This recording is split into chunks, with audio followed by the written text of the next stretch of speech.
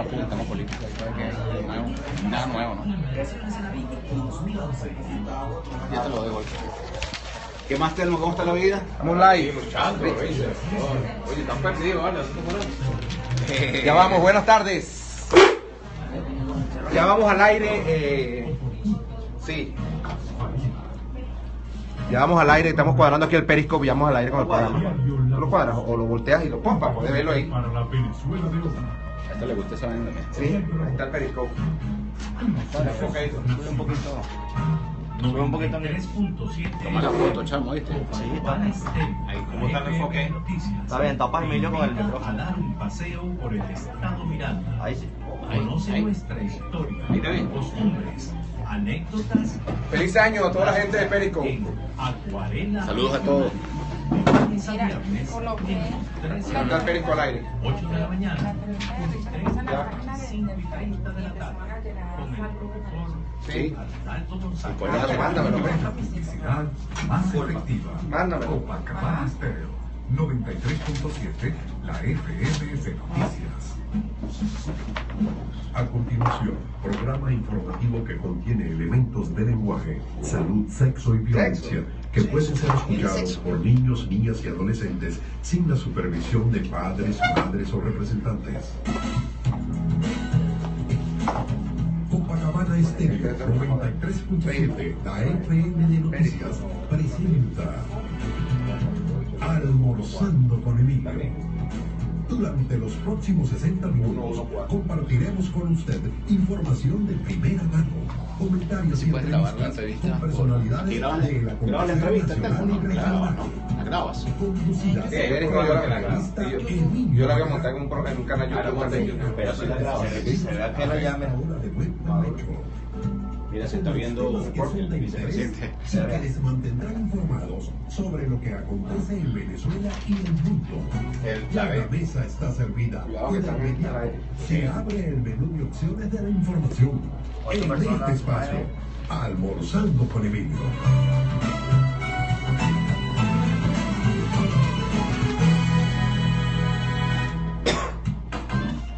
12:03 minutos, bienvenidos a este primer programa de Almorzando con Emilio este año 2007.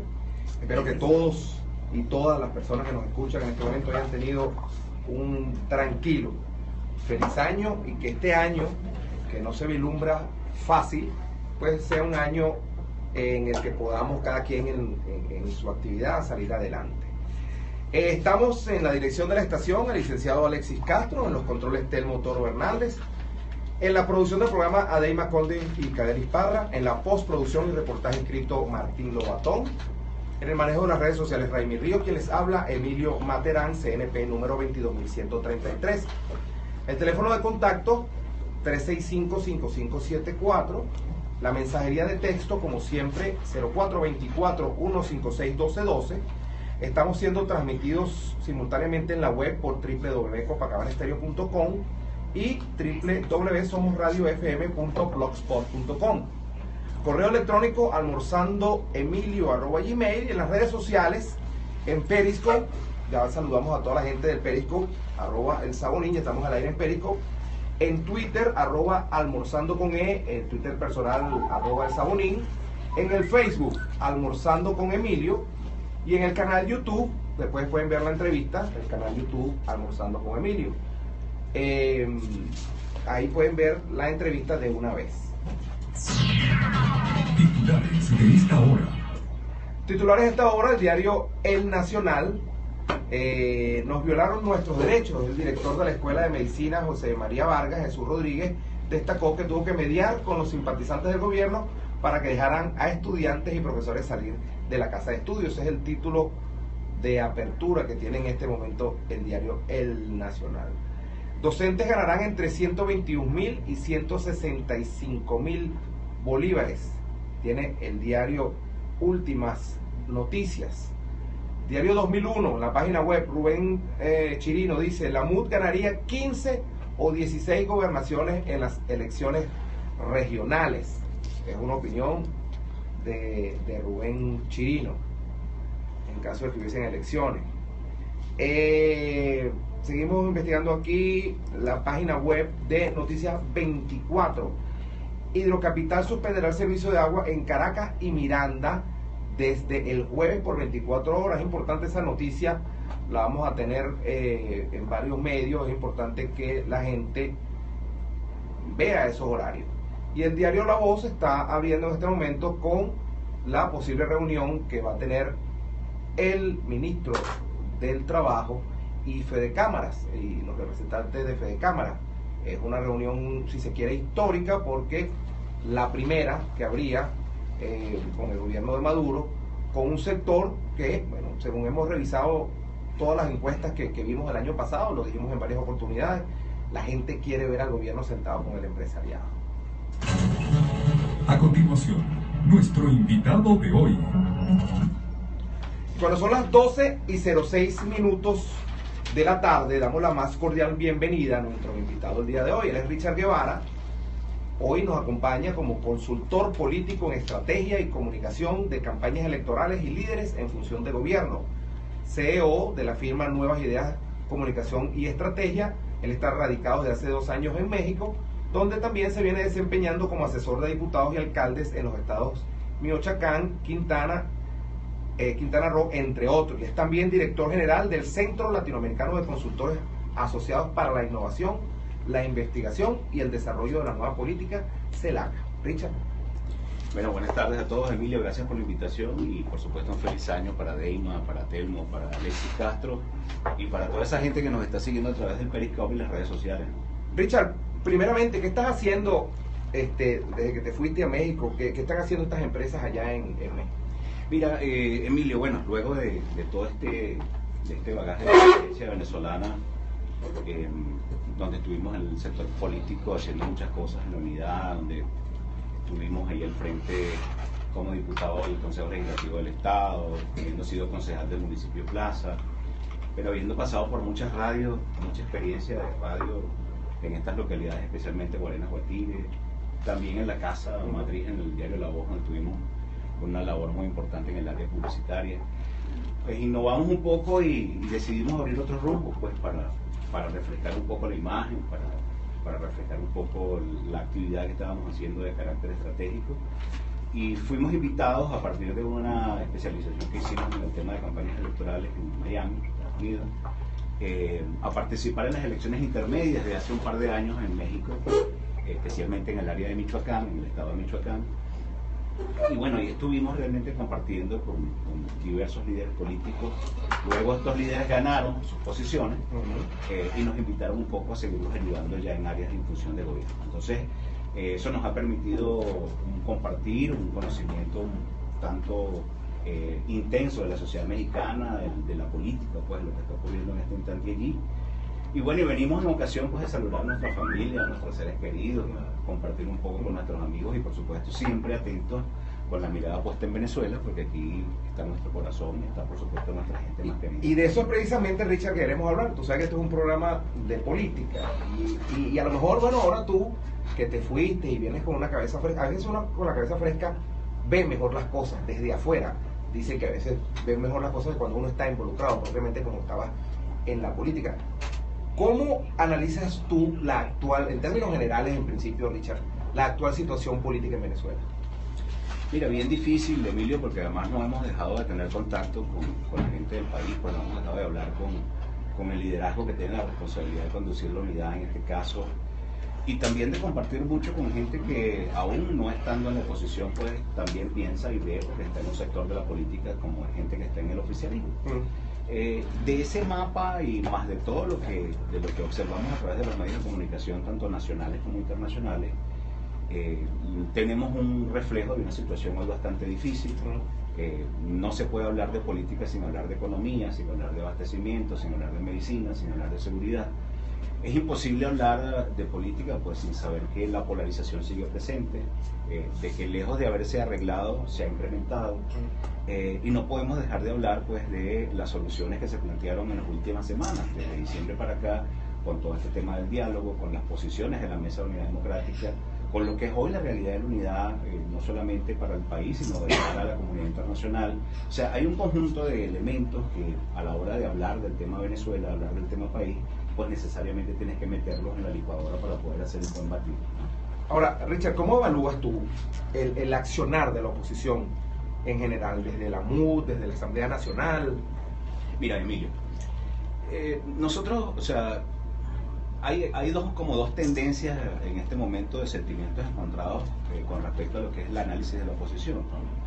Hay unos que la condenan y pareciese, de acuerdo a encuestas que vi de Megaanálisis muy temprano en la mañana de hoy, de que el 79 y entre el 79 y el 82% de la población, sobre todo el sector opositor, está viendo la mesa con mucho malestar, con mucho resentimiento, ¿no? Producto de lo que fue el resultado de este tema del diálogo.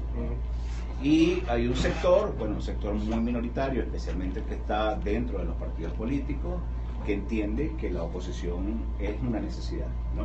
Y defiende indistintamente que se han cometido algunos errores allí de carácter táctico, defienden la oposición y defienden la mesa de la unidad como una necesidad para la cultura del país. Ahora, atreviéndome a hacer una opinión y hablar un poco del tema, pues yo sí creo que la unidad es necesaria.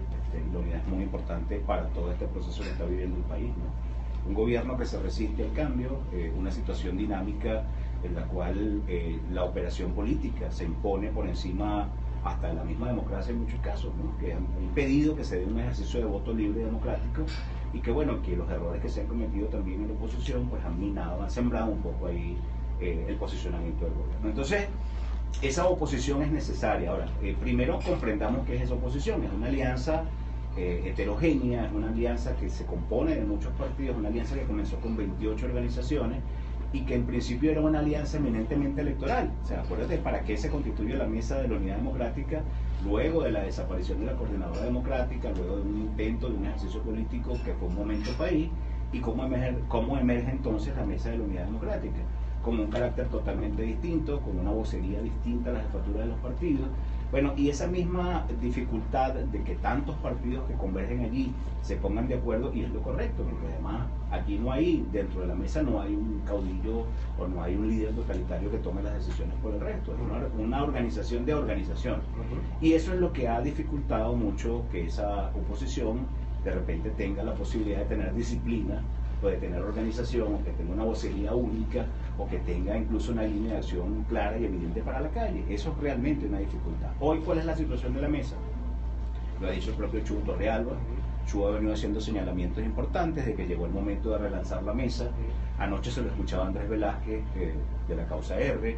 La misma postura que asumió la fracción de Avanzada Progresista en la Asamblea Nacional a la hora de votar por el tema de Maduro y el tema de la ausencia del cargo, pues evidencia que la oposición no está del todo resuelta.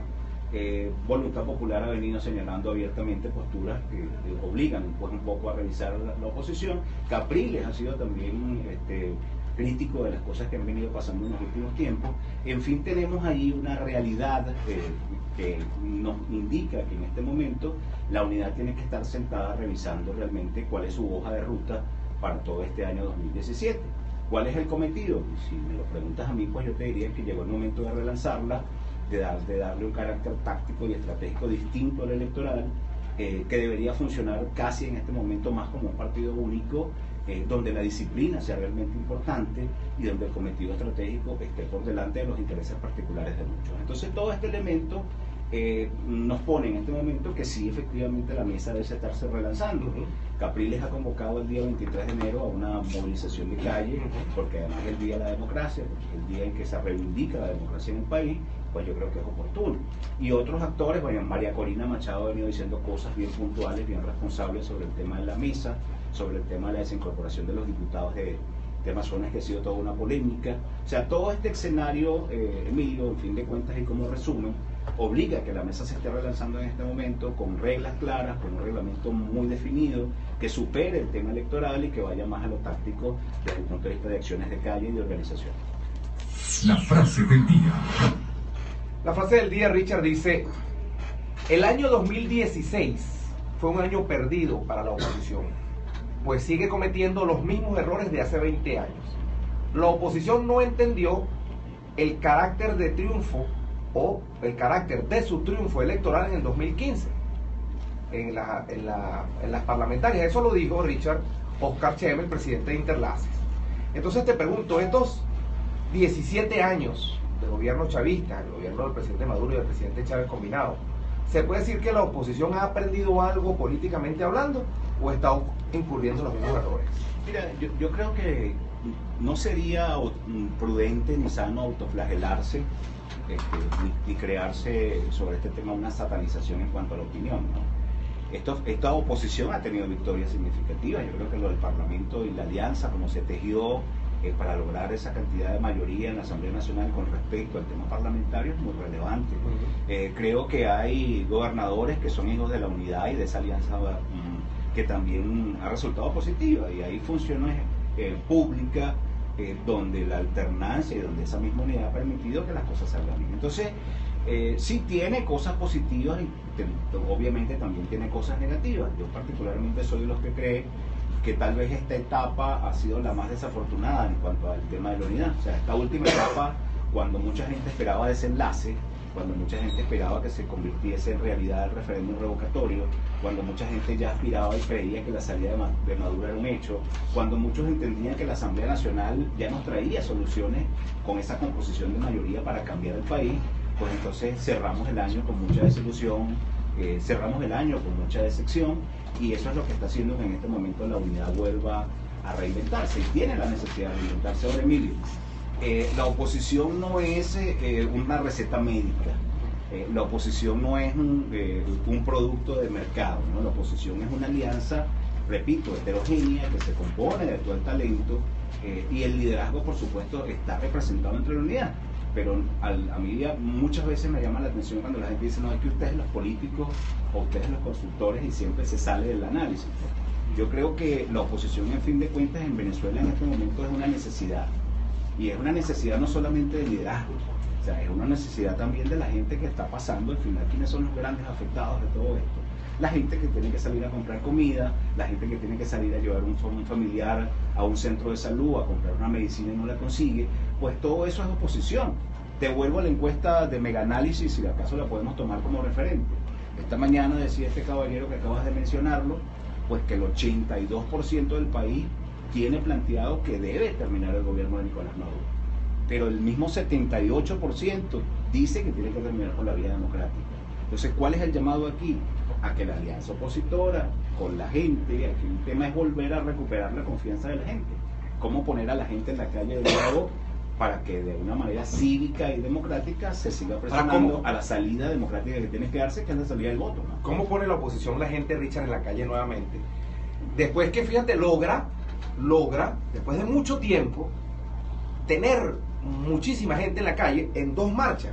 Una primera marcha, y esas las analizamos en su momento, donde la gente, nosotros como periodistas fuimos y cubrimos una marcha, y entonces la gente llegaba a un sitio y entonces, ¿y para dónde? ¿Y para allá? ¿Y qué vas a hacer? Bueno, y vámonos a almorzar. Entonces, es una marcha sin sentido político, ¿no? Una marcha como por abultar las calles. No llegabas a un sitio, no había un mensaje, no había una tarima, y eso lo criticó mucho la gente, el común y corriente, lo que tú corrías escuchabas en los pasillos. Luego una segunda marcha multitudinaria también, en las calles, ya mejor dirigida, con un mensaje, pero de repente, entonces unos días después, se congela todo porque se va a un proceso de diálogo. Proceso de diálogo que la gente no entendió, que le enfrió el guarapo a más de uno, y que para muchos analistas solamente favoreció, un proceso que solamente favoreció al gobierno, porque enfrió precisamente ese montón de gente que estaba en la calle, ya dispuesta a hacer las presiones que hubiera que hacer para ir a un cambio por las vías democráticas, porque tú mismo lo estás diciendo que todo el mundo quiere elecciones, pero quieren forzar las elecciones porque entienden que hay un gobierno que pudiera querer ir a unas elecciones porque no está viviendo precisamente su mejor momento, producto de muchos análisis, de la cuestión económica, en fin.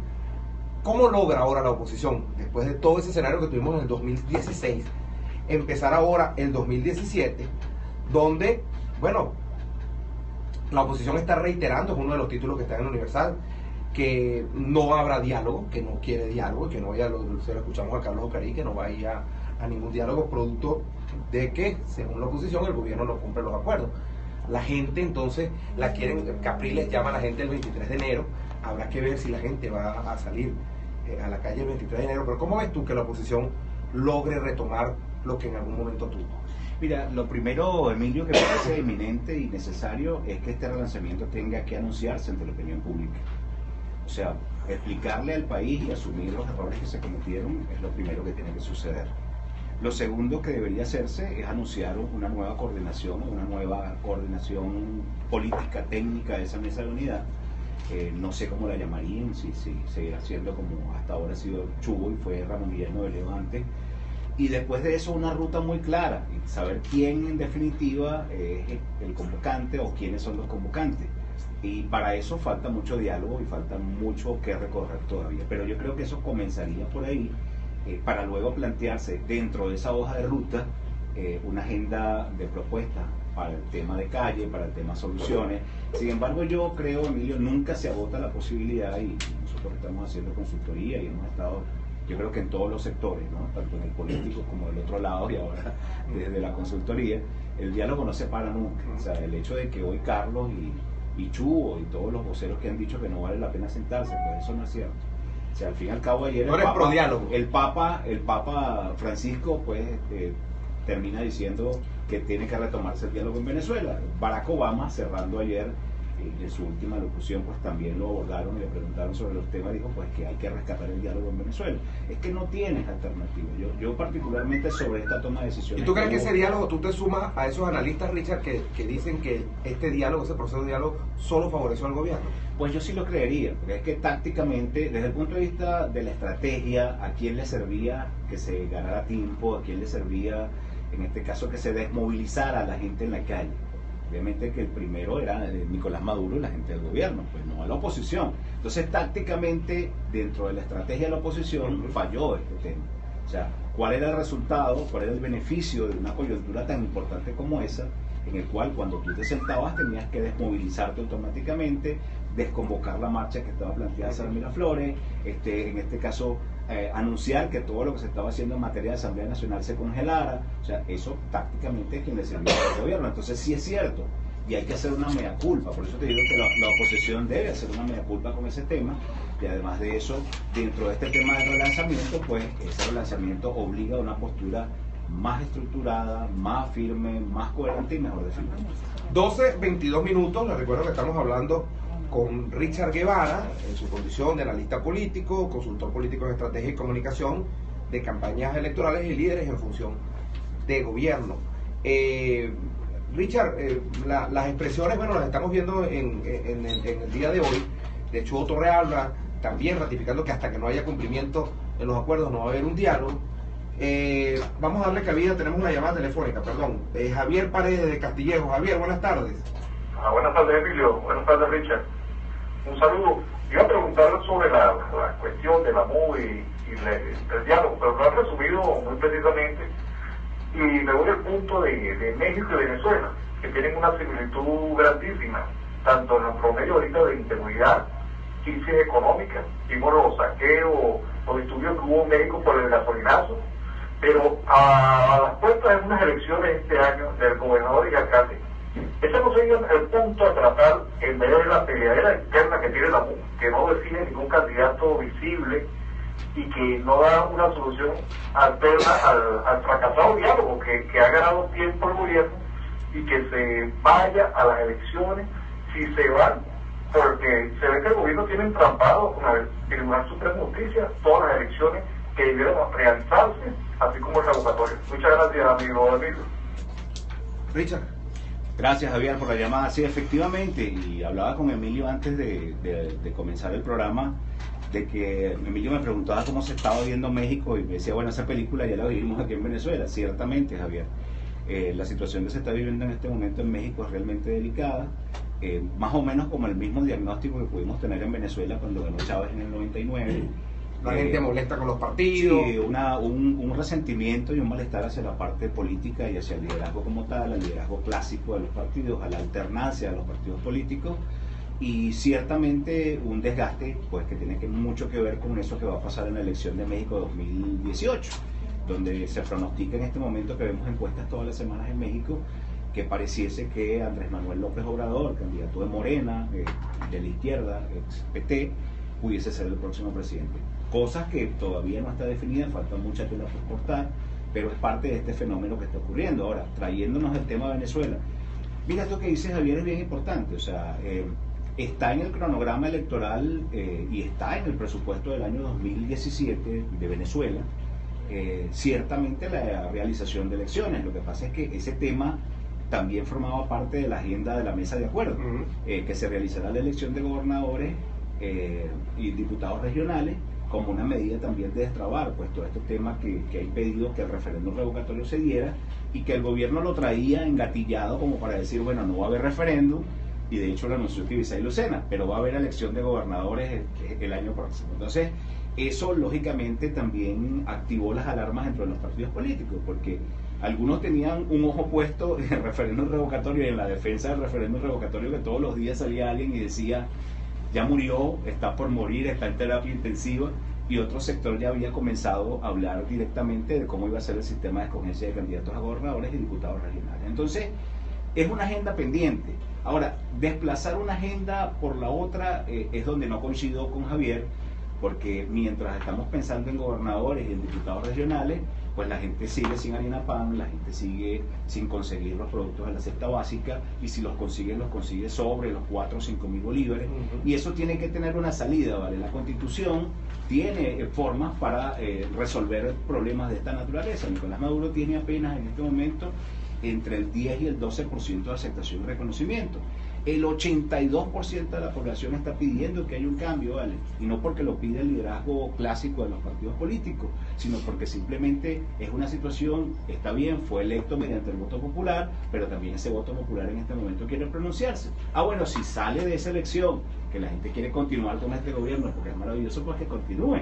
Pero mientras tanto, todo parece indicar que la gente lo que quiere es un cambio democrático, cívico, y eso está establecido en la Constitución. Ahora, Richard, ¿cómo evalúas? Fíjate, ya evaluamos a la oposición, pero tú como analista político tienes que estar analizando ambas partes. ¿Cómo analizas el accionar del chavismo? Porque desde mi punto de vista, el chavismo ha sido exitoso en neutralizar el abultado triunfo que tuvo la oposición en las pasadas parlamentarias. ¿Cómo lo analizas tú el accionar que ha tenido desde entonces el chavismo? Mira, yo coincido contigo, Emilio, y es un tema eminentemente táctico y así. El primer deber de un gobierno es no dejarse tumbar, ¿no? Y el primer deber de un gobierno, en este caso, es sostener todo lo que tiene que ver con ese sostenimiento. Valerse de todas las cosas que pueda valerse, incluso aquí hay un tema que es el que nosotros terminamos viéndolo como no del todo sano y sensato, que es por defender el gobierno y por defenderte en ese espacio como sea, pues han venido transgrediendo constantemente la Constitución, han estado transgrediendo los derechos humanos, han estado transgrediendo el sistema de libertades, y es donde nosotros decimos, bueno, estamos a pisar una raya donde terminamos el tema democrático y pasamos al tema totalitario, y eso es lo que realmente la sociedad venezolana y la dirigencia política no puede permitir. Es allí donde hay que prender las alarmas, es allí donde se activa la comunidad internacional, es allí donde se hace necesario que el liderazgo se organice y se movilice, porque falta muy poco desde la observación que estamos haciendo, porque impedir que se realice un proceso revocatorio, impedir que se realice una consulta, impedir que la gente se exprese. Hugo Rafael Chávez Frías fue el campeón mundial de la consulta pública. Hugo Chávez Frías se sometió a 18 procesos electorales, perdió 2. Pero en este caso, ¿por qué negarse tan férreamente que hay un proceso electoral? Entonces, esas son las cosas que deberíamos estar revisando. Desde la suma de tácticas, ¿quién ganó más? Pues obviamente el gobierno logró desmovilizar a la oposición, logró activar el Vaticano, logró por supuesto recoger toda la gente que estaba en la calle, que